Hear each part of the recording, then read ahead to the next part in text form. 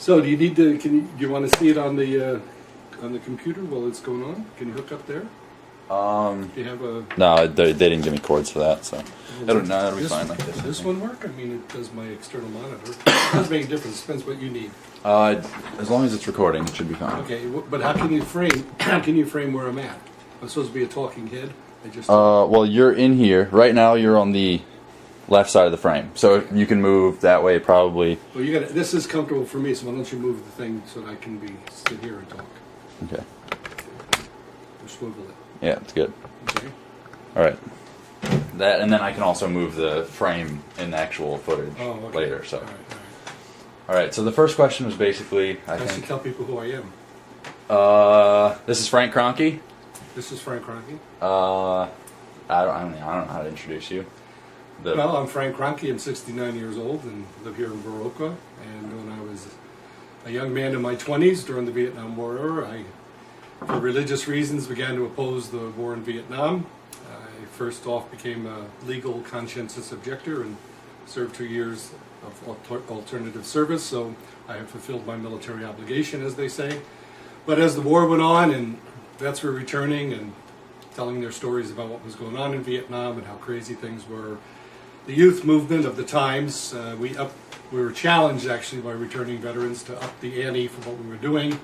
So as strange as it may seem to young people today, because the selective service system is not as much in your face as it was in our day, though all of you who are listening to this are in the database of the selective service system, and if you don't think you are, go to www.sss.gov and you will find out how active the selective service system is and how prepared they are, if they need you, men and women, to come and get you. But that's another little discussion. For our time, there was over almost 500,000 at one point soldiers in the Indochina area involved in the Vietnam War, not all of them just in Vietnam. And so there was a steady recruitment. Most people leaving high school faced the option of, in the beginning you could get a deferment if you went to college. So how many of you would have gone to college? Raise your hand, whether you liked it or not, because then you wouldn't get drafted. And then if you got married, so a lot of people got married, and some of you may be grandchildren of people who got married because they get a marriage deferment. Then you had to have a baby, so then they had babies. If you could get to divinity school, you got a deferment. Then they did away with all those, and so that everybody was exposed to what they called a lottery, where you had the wonderful experience of sitting in front of a TV watching ping pong balls go, and Curtis here could be my best bud, and it's based on your birthday. When's your birthday? June 26th. June 26th, and mine is August 6th. So let's just say they get the June ones, and he gets number 35. Well, chance that he might be dead in a couple of years was pretty high, and if I got 300 out of 365, they pick it, I knew that I wasn't going anywhere but to graduate school. And so our good buddies would just depart just because of the ping pong ball. So it was pretty crazy at the times, and one of the things we did to stop the system was it was a paper-based system, unusual to young people today, where everything is computerized. And they had a file. When you were 18 years old, you'd go down to your local draft office and sign up, and they create a file. I actually did this when I was in my Franciscan monk's robe as a young novice monk. The master came to me one day and said, Friar Otto, we have to go register. So in some town in Auburn, Indiana, which is in northeastern Indiana, when I was 18, I went down and registered for the draft dressed as a young monk, which is an interesting story, but not pertinent here. So by the time I eventually dealt with the war, I was out of the selective service system, but I was in a position at a Newman Center at the University of Minnesota to counsel young people, and soldiers were coming back, and based on preaching and other things that I was doing at the time, they challenged me to do things. So the selective service has all these draft offices. You have one, I don't know exactly where Baroka people would be for the draft office, but somewhere in Vernon County. And we would go in and we would steal the files. And if I stole your file, you effectively disappeared from the system. No way they knew about you, no databases, no way of tracking you. This is before cable television and the computer and cell phones and all this other stuff. So it was then up to you to make a second decision. Do I really want to fight this war? To go down and re-up yourself. And I, with other people, effectively destroyed tens of thousands of these files. At a trial, the state director, as a hostile witness, said that we shut him down for a year. He couldn't meet his quota in Minnesota. But long story short, we go on trial for raiding draft boards, destroying government property. I'm still classified as a violent felon. We end up getting 5 first offense. Maybe I don't know if I had a traffic ticket by this time, but we got 5 years maximum sentence. When we were originally arrested, we were indicted on sabotage of the national defense. So you may think raiding draft boards is sort of a stupid little thing, but the government thought that this was a terrorist act of sabotage. They eventually indicted us on a different charge, but it was included the charge of violence. I am considered a violent felon. I went into prison 1972 expecting to do 5 years. I did 14 months because Watergate happened, and that's another story. But that takes us all the way into Sandstone Federal Prison, which is just south of Duluth in Minnesota. At the time, it was a medium security prison. What would you like to tell me about this wonderful experience I had? What would I like to tell you? Yeah, what question would you like to ask me? Well, like, what was it that you observed? Like, how did the prison function? What seemed to be the motive of prisoners, of guards, of the whole system? Sure. Well, here's the difficulty. Most of you who will watch this, whatever number it is, probably don't know anybody who's been in the prison system. Because socioeconomically, if you're white, if you're middle class, if you're not middle class, maybe you do, but white middle class or a male or highly educated, which you're not exactly highly educated yet, those categories of people never end up in the prison system. It's basically a place for poor people, people who are functionally illiterate. A lot of people drop out of high school, they go to the military, they go to prison, they go back out. It's a very common pattern. So what is the prison system, okay? I had been in a monastery, as I mentioned, as a young man. After my high school, I went into this monastery. So I was used to what you call institutional living. I lived in dormitories with other young seminarians. I followed a routine of prayer and spiritual practice, very disciplined life, and I had committed myself to this cause, serving God in this certain specific way, eventually to become a Catholic priest at the time. That was the goal. So I thought, much like you might think, when I was going into prison, well, Frank, you've already lived in an all-male institution where the practice of the day was to surrender your will to the master and, get along with things, and it was very structured. And that's why if you drive by a prison, and just by the way, most of you couldn't get into prison with a tank if you wanted to. And you have to ask yourself at some point, are prisons meant to keep you out or to keep people in? Because the people who get in, get out. But you never get in. So you've got to think about that. You could go visit the Pentagon, you could go visit a cathedral, you could go visit a sauna, you could go visit a commune. But you can't really go into prison. So that's just something to think about. What are our prisons? What is their function? So I go into prison, and on the face of it, there's no blood on the floor, and there's no people screaming. It's not the medieval Inquisition or a horror show. Seems pretty calm. Guys are all mostly in the prison I was in were dressed in khaki uniforms and going about their ways. We lived in dormitories. It's kind of interesting. I was in a dormitory, double bunk beds of 75 men at night. Many of you might think, oh, prison is you have your own private cell. Well, they had some private cells, but you had to have already done 10 years in prison to even get in line to get a private cell. Most people live in these little zoos, 70 people in a dorm. If you do what's called good time, you can get into a dorm with just 35 people. But just think of the other 35 people you're sleeping with. They're not exactly people you would sort of choose to go to sleep with at night and close your eyes and not worry about whether you'd end up in the morning dead or not, or raped or whatever, which is very common in the prison system. So, on the face of it, the routine, I go through admission and orientation, and it's a little bit like the monastic ritual. Monastic ritual, you prepare yourself to go into the monastery, and everybody comes, and you lie down on the floor, and they put this robe on top of you, and you die to the old man, and you rise to the new man, and they give you a new name, and turn around, and just like at a wedding, say, here, present to the community, Friar Otto, and blah, blah, blah, right? Well, you go into the mission orientation room, and, you strip naked, and you give away all your clothes, all your possessions. It's real poverty, not fake poverty, real poverty. You take a shower, and they spray you with this little spray can to disinfect you. You've been in the county jail for a while, which is really a pesty place normally. Some places are better, but most aren't. And you get a number. Not a human name anymore, you're a number. I'm 8867-147 now and forever. If I go back into the system, like with your social security number, I have my federal prison system number. And that's significant because the way people begin to look at you now, especially people running the system, enables them to objectify you as the other, and in a sense as an enemy. And this is a big part of the prison system. It's a very dark, what we would call shadow realm. It's a very real place, and there are a lot of places like this, but prison is one of them, where human beings are basically treated as subhumans. This is probably something that in your brain you're not going to be able to get your hands around unless you're in a situation where basically you've lost control over your body. I now am a number, and you're led into the population, and you live in a situation where you have no privacy. Now, it's really hard to get this across, and I don't even think I can, and it's always the place I struggle, because this is the beginning of becoming a subhuman. It's a little bit like being treated like an animal on the farm.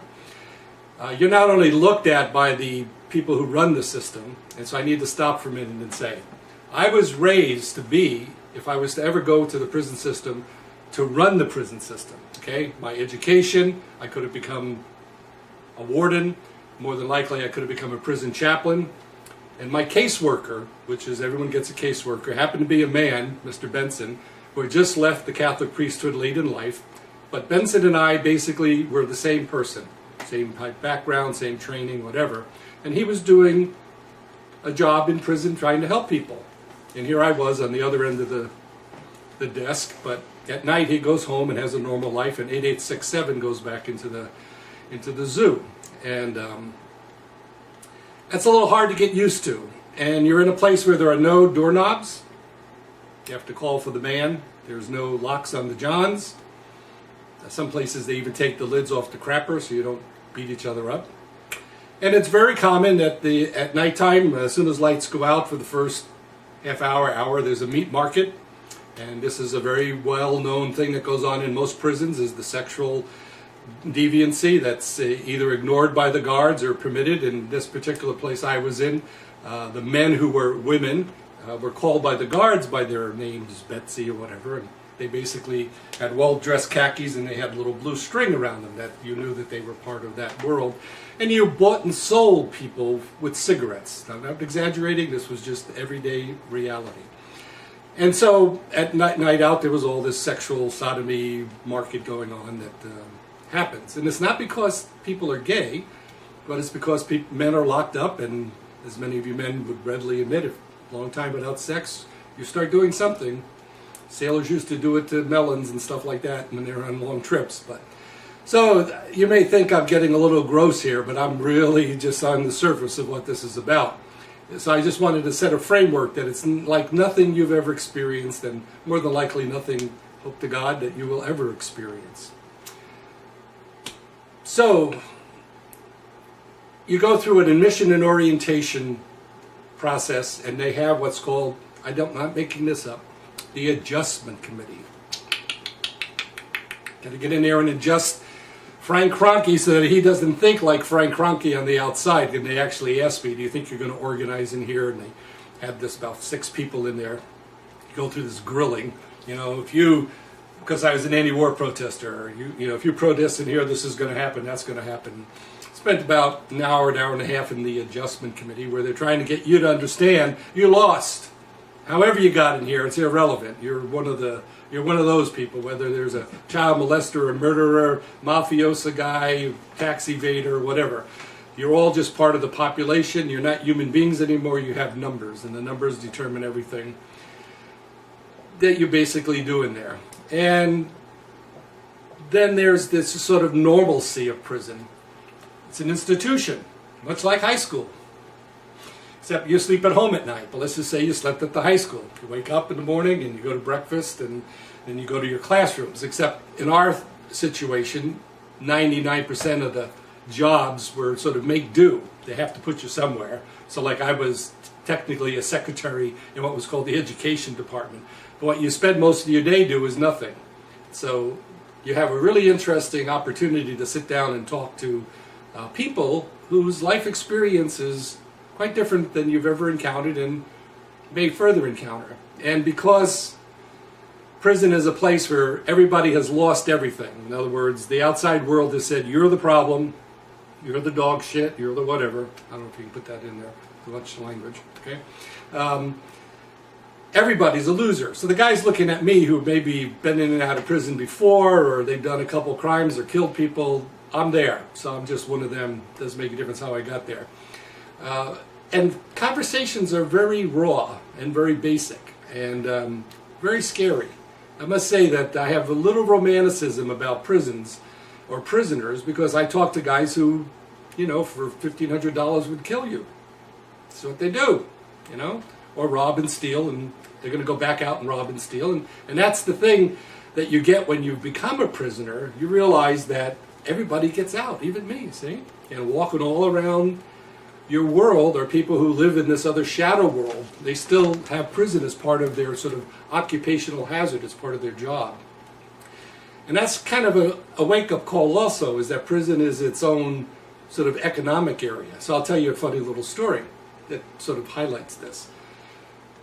Anti-war guys, in this prison I was in called Sandstone, it was what's called a Federal Correctional Institution at FCI. There was about 35 to 50 guys in there at the time for anti-war things of all different stripes, because Nixon was trying to, it was before Watergate happened, and Nixon was really trying to crush the student movement. It had just been after Kent State, which hopefully you know about, where they shot students on campus. And so white people especially, you know, were getting really crazed about what was going on in the country, and Nixon really wanted to put a stop to it. So that's why I got 5 years. We were being made an example of. But the fact of the matter is that prison is divided into gangs, and it's a gang structure. So if you're interested in what's called sociology, this is the way, and inmates run prisons regardless of what administrative people think. If they wanted to kill all the guards, it wouldn't take much to do it. But there's gangs, and the reason why they don't do things like, well, why don't they go shoot all the guards and stuff, because they know they're going to get out. And many of them, when they get in, they join the gangs that are inside that are on the outside. And there's, you know, white gangs and black gangs and Chicano gangs and all types of gangs. And fortunately, since we had enough numbers, we were called the COs, conscious objectors. Why that came about, but that was the label they gave us, even though not everybody was a CO. In fact, you don't go to prison for being a CO. But they called it the CO community. Sort of like what people call tree huggers around here. They got this crazy names that really don't mean anything to most people in the world, but they do in this little part of the country. And so you have this gang structure that's there. And so the other cons, who are obviously much more savvy, like I said, a lot of them very typically have been in and out of jails and prisons, and so they're not as freaked out as like I am, right? I'm in this thing, and there's barbed wire, razor wire around, and men up there with rifles, and you know, trying to adjust to this thing, and you pretty soon know this isn't the seminary, you know, and that you don't know where the hell you are. It's this negative play. Everything's just negative, and at any moment ready to blow up into something, which happened a couple times. Guys kill themselves, different things happen. But anyway, one of the funny stories is I'm walking around, and this guy, who I knew was a mafioso guy from back, I'm from Jersey, so here I am in Minnesota, and they bring out some of these guys on called protective custody.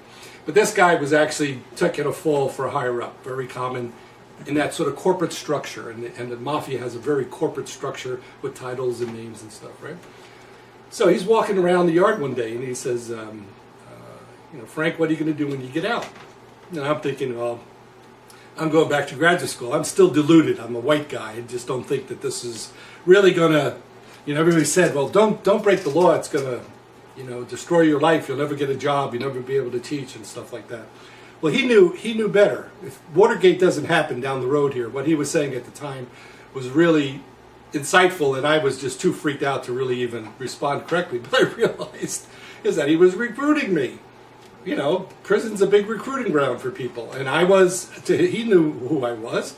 And then the mafia has a lot of companies that you invest in on Wall Street that have their sort of illegal aspect to them. This is something that people fail to understand, that Wall Street is just part of organized crime, just above the level of law, okay? A lot of shady things, a lot of dope money, a lot of things that go on in the dark side get funded by Wall Street. And of course, to run a good mafia organization, you need managers, you need accountants, you need salesmen, you need and then you need the losers, the street toughs, the guys in there who never catch on and they're in and out of prison for all types of stuff and are sort of the temporary work pool for the mafia, guys who get jobs on and off. And most of those guys don't have much upstairs, and they're in this society, unfortunately, a heavy percentage of them are functionally illiterate, so they've never been able to get into our society. And the other thing about them in general, because I spent a lot of time with those type of guys, is that they have never formed a good relationship with an adult. This is a really significant thing that we'd have to talk about at some other point. But these men just never had anybody they could rely on. They come from the traditional broken families, child abuse, multiple foster homes. It goes on. It's not made up. Those things are true. But anyway, back to the story. In that, at one point, the guy stopped me. And if you're if Italian, I use my hands a lot, but they use it more. It's like capiche. Hey, Frankie. Look up there. And he points to the guard with the gun. It's like, get it in your head. You lost. You're with me now. You're in my world. Oh, it was funny, and I know that this happens to other guys too, because they figured we're never going to fit back in, and they were hoping we were alienated enough from society that we would live in the gray zone that they need a lot of people to live in. So, not all your multi-billionaires are good people in that sense. They make a lot of money off of the dark side. But we don't talk about that because capitalism doesn't recognize the fact that there's a hidden economy of drugs and sex and booze. And, you got Las Vegas as like a tip of the iceberg, right? That's sort of the legitimate way most of you will get in touch with the dark shadow world. And everybody knows it's run by the mob, but they don't want to talk about it. So you go out there and spend your money, you're helping the mob exist. But it's just another good American company. So, all right, where do you want to go from here? All right. So we've gone over kind of like the hidden society or the stuff that people don't really know about. What is your opinion on whether or not prisoners are exploited for money or they're used?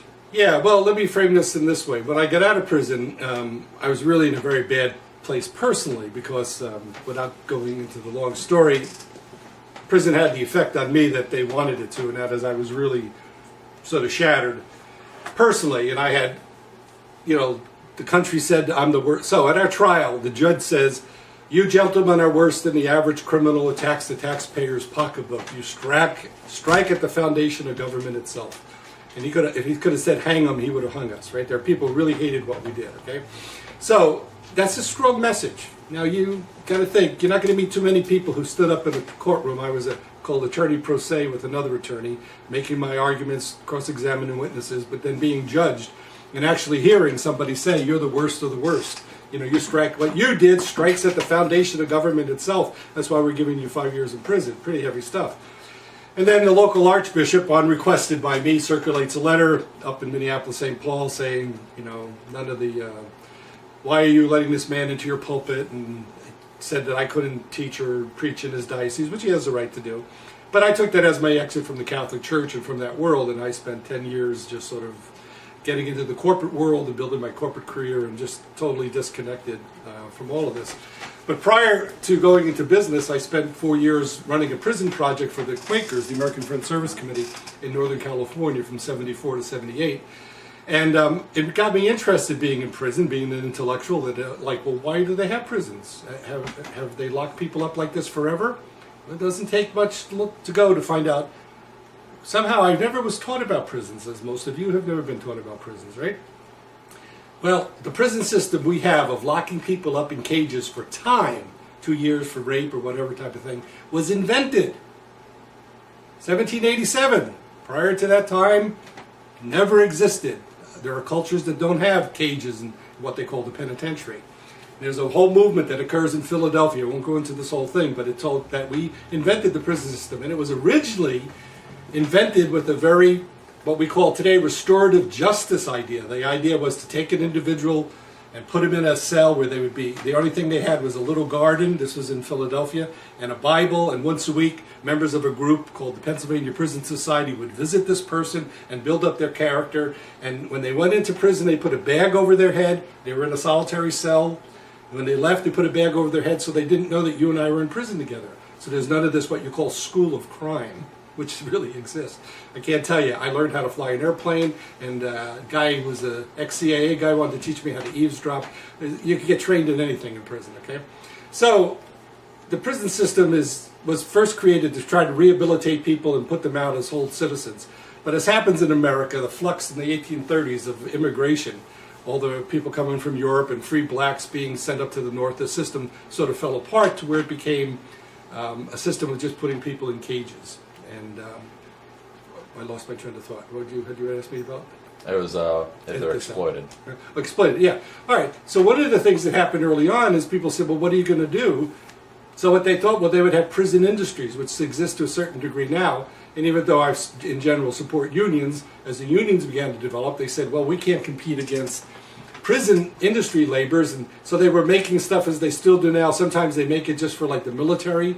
And but most of the time, and of course, they paid prisoners nothing, 7 cents an hour by today's standards. And there was a little bit of that going on in my prison. It was a prison industry part, and they made, again, stuff for the military, different government things, but they couldn't ever get into a real job. So you weren't doing anything that would really help you when you got out, okay? So when they do work them, and of course down in the South, they work, the chain gangs, you've seen that system was there for a long time, and that was simply, exploitative labor.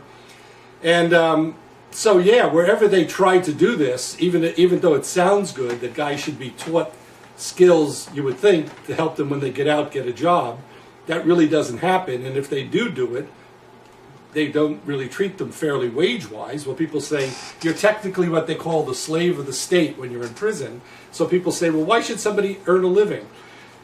So you should think about it. Why don't we create a system? So look at high school. How are you getting out of high school? Smarter than when you went in? Well, you went in when you were really young, so you could say sure. But sometimes you go to college to find out everything you didn't learn in high school, but because it's a very controlled environment. But most of the guys in prison are doing nothing, so that's really the deal. And when they do have some of these prison industries, they just basically use them as slave labor, which is what happens. And so I always ask people, you put somebody in a situation, and even though you want to punish them, you should think about what that's all about. But anyway, let's say you want to have the satisfaction of thinking you punish somebody. If you make somebody worse than when they went in, and they do get out, because all sentences have a limit, very few of them are for life, what should you do with that person? Well, what's the rub there? How much money do they spend to send you to the little prison called the educational system, right? And just think, you grew up, some of you are old enough now to begin to look back and say, yeah, I was really young and they took me in here, I left home, and they said, here are the rules, and everybody sit in these chairs, and this is how we learn, and we're going to give you a little test, and that's going to tell us how smart you are, what's going on in your brain, and you basically, didn't challenge that until you got a little bit older, where you're so big, you wonder why you're sitting in these chairs, and you realize that the person teaching you is not really too excited about their job sometimes, and you know that some of the things they say you might find out on your own are not true, and no one ever challenged them, and if you try to challenge them, whoa. So you understand you're in this environment that pretty soon you go, I got to get out of here and go somewhere, right? You understand that that's an institution itself and had a certain type of institutional living. Just try to leave at 10 o'clock in the morning and say, I'd like to take a walk and commune with nature. I want to write a poem. You can't get out of that building, right? And if you are truant, they come and get your folks. So it's not like this is fooling around. They want to put your young bodies in those institutions and condition you so that at this time, right now, if you do go to college or you go live on your own, it's a big adjustment. Wake up in the morning, what do I do with my day? Well, anything I want. Oh, you're not trained to do it. Most of you are not trained to do with that. Or you go into a class and someone says, I want you to analyze this test and give me your opinion. No, people don't really ask you for your opinion. Or if you want to say, this is my real opinion, you never would turn it in, right? So you've all been through some form of institutionalization. You've been kept out of the workforce. Farmers used, by this time in the farming world, a lot of young people were already helping their parents on the farms, and the farming model was the way we were living. But with urbanization and the way jobs are, they have to keep you off the street. They don't want you competing in the economy. And are young people exploited? What type of jobs do you get when your first job out of the, you get a McDonald's job or a Culver's job? And those are companies, they make their decisions, but you're young and dumb, and so we don't have to pay them much, right? You can't go right off and start supporting yourself with most of the minimum wage jobs that are out there. So in effect, if you didn't have support of your middle class families, you'd be part of the working poor. But then some of you very quickly get out of high school, you don't have that structure, it's really hard to make a living, then the military becomes an option and other things like that, which is all done by some type of social intent. So that's another discussion. But, so what is the purpose of the prison system and how horrible it is? I mean, it is for many people the next step after high school. Some of you think, well, I can go to college or I can travel for a while. Yeah. And you know that if your friends don't do that and they drop out or they fail courses at the technical school or whatever, what's the temptation? How do you make money when you don't fit into the mainstream? Well, there was a famous convict called Willie Sutton, and they said, Willie, why do you rob banks? And he said, because that's where the money is. So for most people, where is the big quick money? Where you can get paid more than minimum wage. Sell some dope. It's good margin business, no doubt about it, and it's a thriving business. It's a huge underground.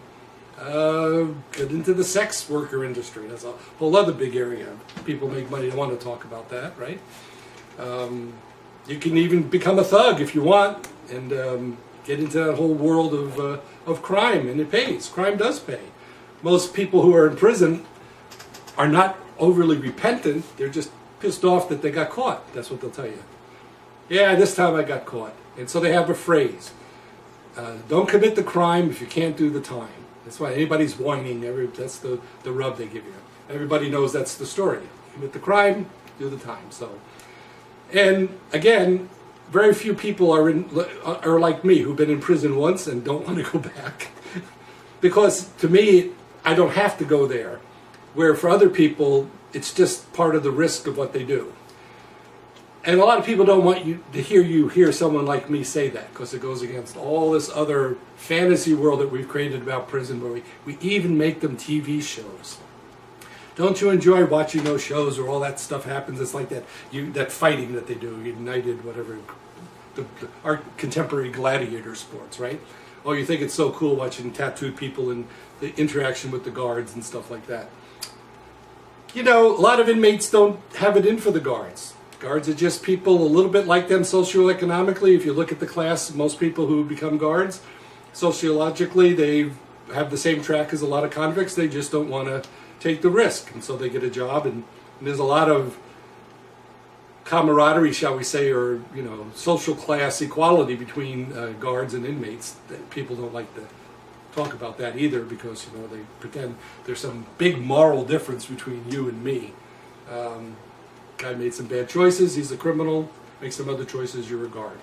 Just like a warden. I ran companies. I've been president of a small cell phone company. I've been national sales manager, vice president of several national small companies, doing 40 million or so. And my parallel job would be, like I said, a warden, or if I had stayed religious, a prison chaplain.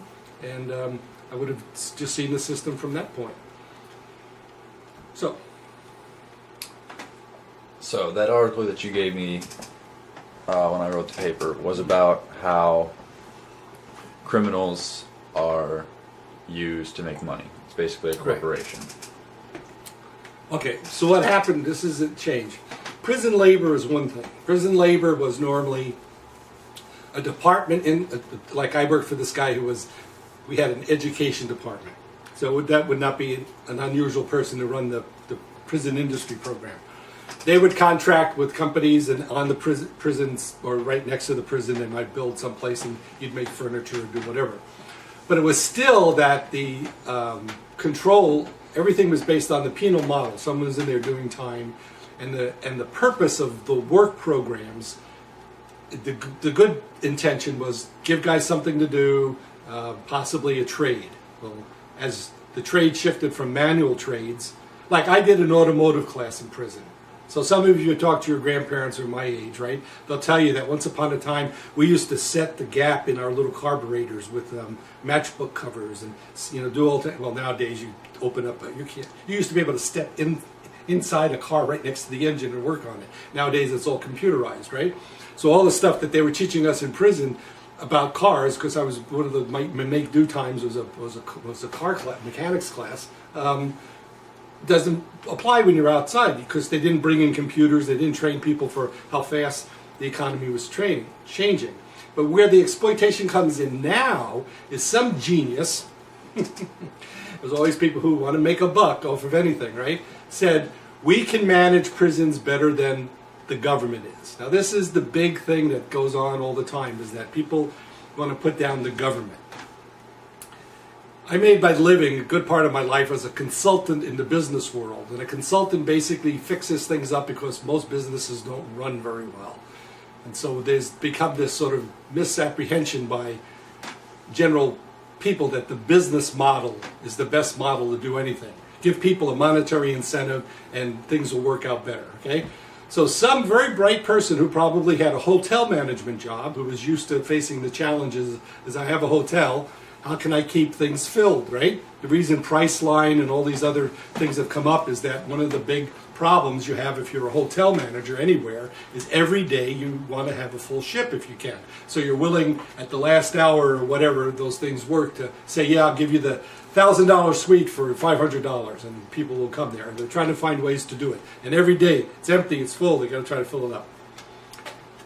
You run prisons. Prisons are historically, in every period, because I became a historian of the prison system, every period in American history, the most expensive public building is a prison. Okay, that'll prove true even today because it's maximum security, right? They just, even if it's not maximum security in the sense of locking everybody in isolation, it's the whole place has to be secured. So, and built in a certain way. So they're very, very expensive to do and they're very expensive to run. And that's another thing where people, even conservative economics, look at the money we spend on you to keep you in prison doing nothing, just making you worse, where we could use that to rehabilitate you or send you on a job if you wanted it, or whatever. This is just another one of the sort of absurdities of the system. We spend a lot of money on convicts, only to let them out really ticked off and willing to go commit more crime. So you figure out whether that's a winning system. But anyway, somebody came up with this brilliant idea to privatize prisons. And so we have a couple, but one of them is the American Correctional Corporation. Now, Frank is a vice president of sales and marketing. So let's just say I was working for a company that decides to get into the prison management business. And I have a place that has 1,000 rooms. Don't call them cells anymore. Don't call them inmates or prisoners. We call them residents. They changed the language, right? So, a couple things are happening. The sentences, up until very recently, used to have parole possibilities based on what's called good time. If you didn't create any problems, they would cut your sentence. So my sentence could, when I was in, could have been cut in a third. Instead of 5 years, I would do 36 months, and then I'd be on parole, for the rest of the time. You have to do all 5 years, but you just would go to a halfway house, and then you would do it just every week. You'd have to report, but you would be outside in the free world, right? So that means people are staying 3 days, let's say 3 years instead of 5 years. Don't like that. I'd like everybody to stay 5 years. So they help change the sentencing laws. You find out that parole is basically disappearing in most places. People go in, they do their full sentence. Well, that's good for me because you're going to stay in that room for 5 years instead of 3 years, right? What's my incentive to make you a better person? What's my incentive to say, all right, Curtis, you've done your time now. You got a second chance. Don't ever come back here, young man. Your life is all screwed up. Go the straight and narrow. Go to AA. Talk to your priest. Find a good woman. Get married. Send your kids to school. I don't have that incentive anymore. What benefit? I want you to come back. In fact, the sooner you leave and the sooner you come back to fill up my place, I'm happy. Because I get paid by how many people I'm managing in the prison system. So the very first time I was in a corporate prison was just a couple of years ago in Texas. It was a women's prison. And this dawned on me when I was walking down the corridor, seeing these women there thinking, okay, Frank, you're VP of Sales and Marketing for this place. Hey, sweetie, how you doing? Do I want her to learn anything? Get any? If she wants to. If she wants to learn how to read or get rehabilitated or say, Frank, I'd really like to break the cycle. I want to go to drug treatment or do anything. No, my incentive was zilch. As far as I'm concerned, go out and have some kids so they can become criminals for the future. So the corporation, and we can tell the stockholders, our future is secure. We got people. So we lock up more people than any other country in what's called the Western bloc of countries by a significant amount. And if you're a person of color, get with it. If you're between 18 and whatever the number is, 25, you're like, got a 60% chance of being somehow involved in the criminal justice system. Not true for white people, true for people of color. And because, again, what happened to me, that when I was in prison, when becoming a number, when you're a person of color in this country, and if some of you have seen the recent movie, The Butler, you'll understand something that it's just really hard to get a handle on unless this happened to you.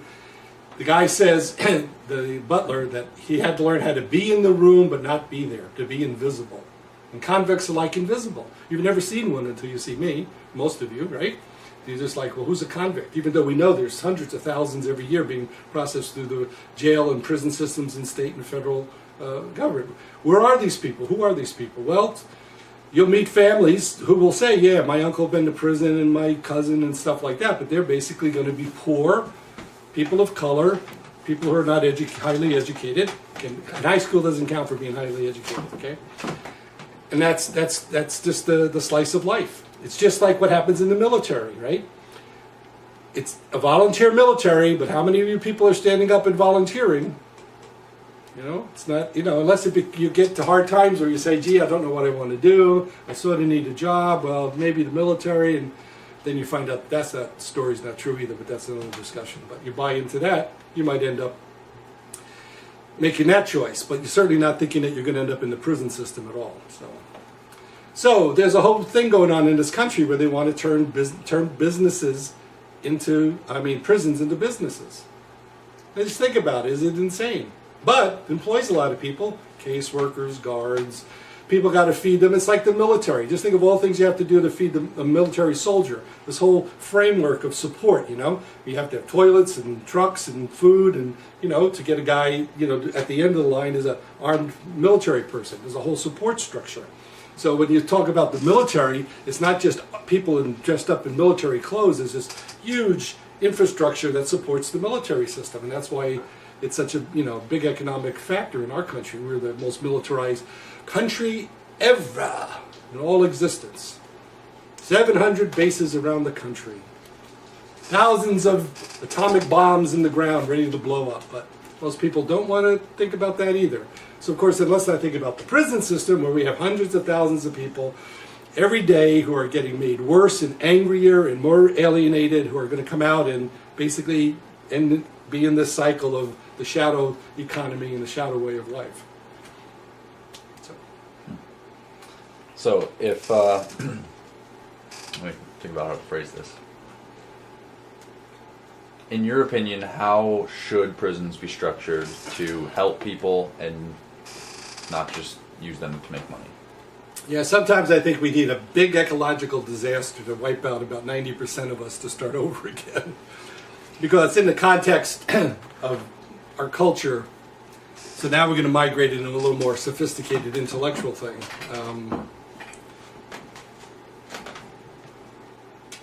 The prison, you have to understand that, first of all, we are a militarized society. If you don't understand that as the primary characteristic of the world you live in, Roman Empire, nobody's been like us. We've killed more people. We're the only country Americans ever dropped a weapon of mass destruction. Got to get a grip on this. Since August 6, 1945, we live in a world that had never existed in the hundreds of thousands of years of humankind before that, okay? So,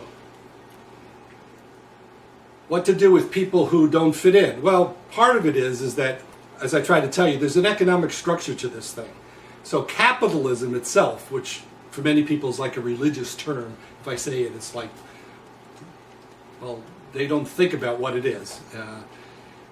And it has the shadow side, and people don't want to admit this. It's like, if there's organized crime, who funds it? who are the people who work for it?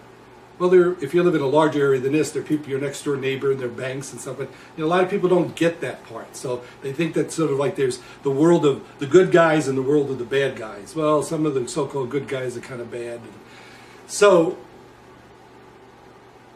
in our culture right now, the immediate response, well, up until this time in the late 1700s in Philadelphia, theologically, people saw crime as a sin. So there was this shift in what's called the Enlightenment. I don't know how much history people get by the time they get out of high school here. But the Enlightenment was this movement based on rationalism and stuff, where people began to look at things that were once held to be sort of sacred. And so people began to say, well, that the crime is not necessarily a sin. A person is an errant, went astray. Okay, let's try to bring him back. But still, in most people's minds, we have this sort of idea that if you commit a crime, like you're cast out into hell, or you're part of the devil's minions, or something like that.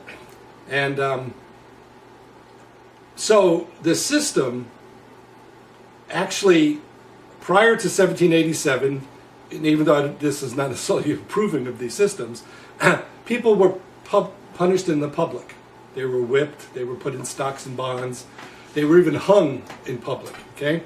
And as industrial society grows up, so this is sort of, we're covering a lot of things in this background here, but as industrial society is growing up, and there are cities, they start putting prisoners on what we call the inside. So the prison system itself was a building where people go to disappear, sort of like reservations with Native Americans, or the plantation system with blacks. People just didn't see them, supposedly. They were there, but no one saw them, right? So the prison system, and they even took the hanging, they kept hanging people, but they did hanging in the prison yard because people began to sympathize. If you watch somebody get beat, there's a certain point at which you might say, well, let's say you're watching a game and you're really into this football game, right? And a guy gets really, whacked, and maybe sort of is an opposing quarterback and he's limping away and you're sort of feeling good. If somebody came up and really like smashed him in the head and started kicking him and he was bleeding, and most people all of a sudden they go, whoa, stop that. That's a little too far, right? So one of the things that was happening is that while people were sort of at first interested in these punishments, how many times can you watch somebody get beat where it doesn't cross the whipped before it crosses over into savagery? So there was a big, and there's a lot of historians who write about this public emotion that was being changed.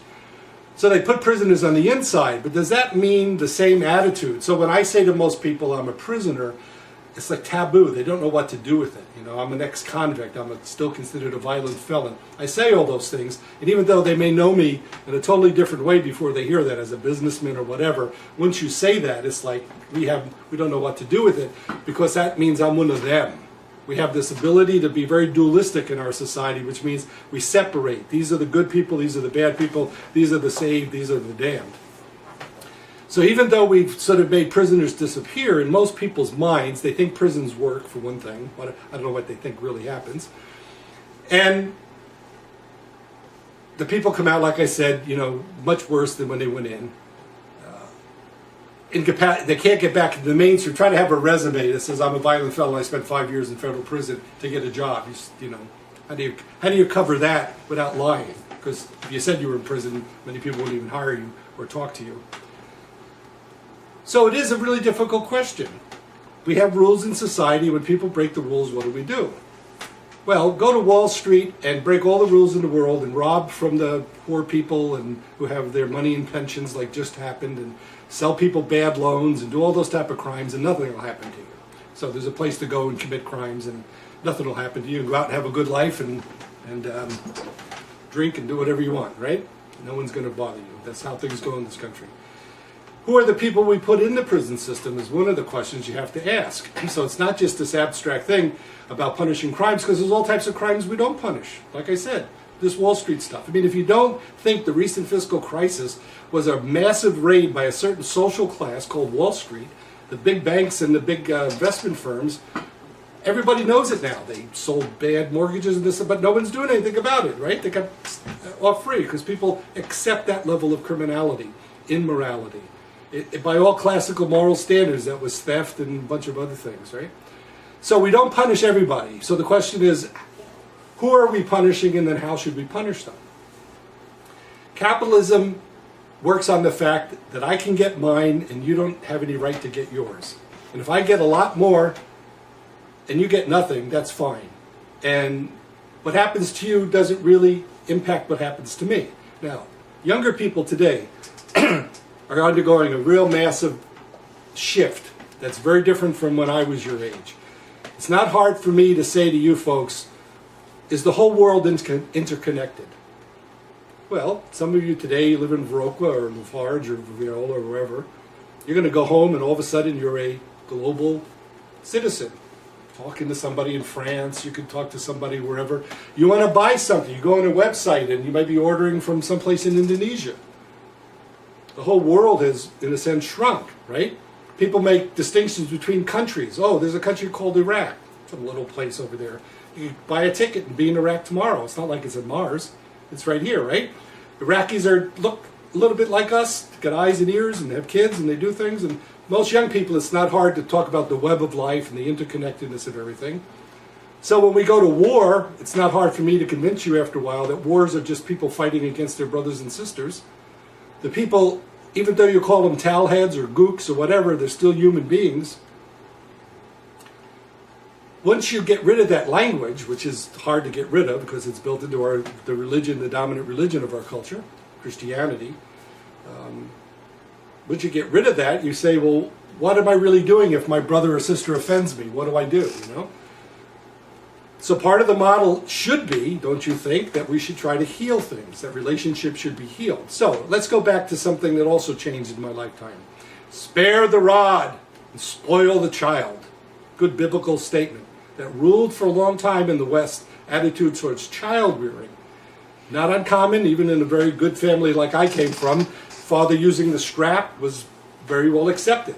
Okay? Beating you up in public may not be. Men used to be able to slap women around in public, and because they were part of their men-owned women, was part of the psychological factor.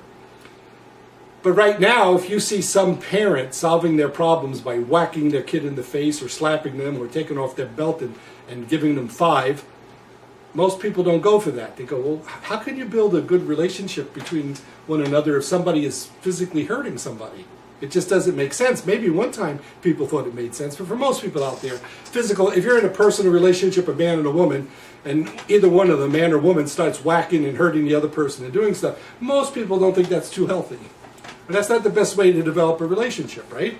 Relationships are difficult. There's give and take, back and forth, right? There's betrayal. There's all types of stuff. So the question becomes not only who are we doing it to, then what is our purposeful goal? So there are movements, small as they are, in what is called restorative justice. And the whole idea behind the justice, which is a classical concept in morality, was to restore somebody and make them whole. Okay? Now, I told you that a lot of people in prison don't really care about that right now because they're involved in the underworld economy and stuff, and that's very real. It's very large. That's one of the reasons America's prosperous. There's all types of money floating out there that doesn't fit into the normal government calculations, doesn't get taxed, all types of things like that. But you have to then ask yourself, if you send Frank into prison, how would you like Frank to come out? You want him to come out angry and using his smarts to figure out ways to screw people over and steal money and get his revenge back? What would you really want to have happen? So part of it is then being realistic about, well, why do people commit crimes?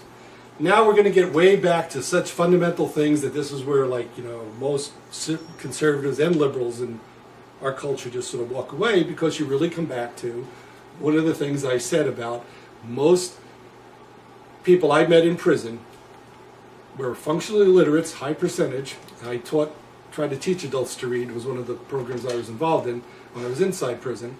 And they haven't formed a good relationship with an adult. So parenting is very, very much an issue that we have to look at. How do we parent? How do we raise our kids? So this is where we're getting back to the school system, okay?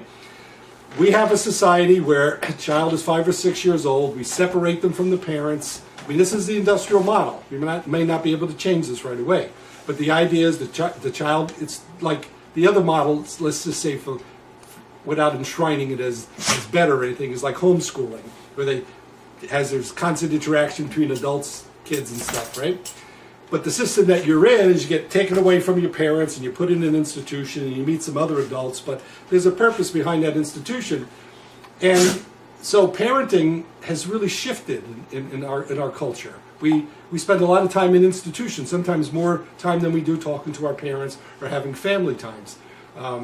One of the things in the much maligned Mormon faith that's really good is they have a family night. This used to be true among Roman Catholics also. A lot of emphasis upon having a meal together and saying prayers after the meal. That sort of is faded in most religious practices. So the question is, like, who are we punishing and what do we expect to happen? And so what's the end goal?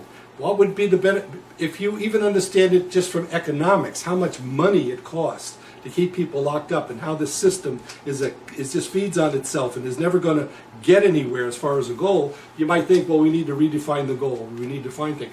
But there's some thing that's been built into our culture that's reemphasized by, like these shows on TV, is that if someone is getting beat, we're a militarized society. We believe that if there's an enemy and we kill them, we've done something good. When you kill the enemy, you've killed yourself. It's another human being, okay? You got to make that if you don't make that changeover, you believe in this other system. Yeah, those are the bad guys, and if we kill them, there'll be less of them. Well, gee, if you study history and you see all the people that we actually put more people in prison, yeah, even if we keep killing them, they seem to be more of them. Well, why is that happening? So if you look into the prison system, Dostoevsky, a famous Russian novelist, said, if you want to understand a culture, look inside its prisons. So that's the thing I would leave you with, Go to a place now and learn about something that more than likely very few people in your family know anything about, and you do too. All right. So you think that's it? Yeah, I don't know. There's a lot there, right? Yeah, that's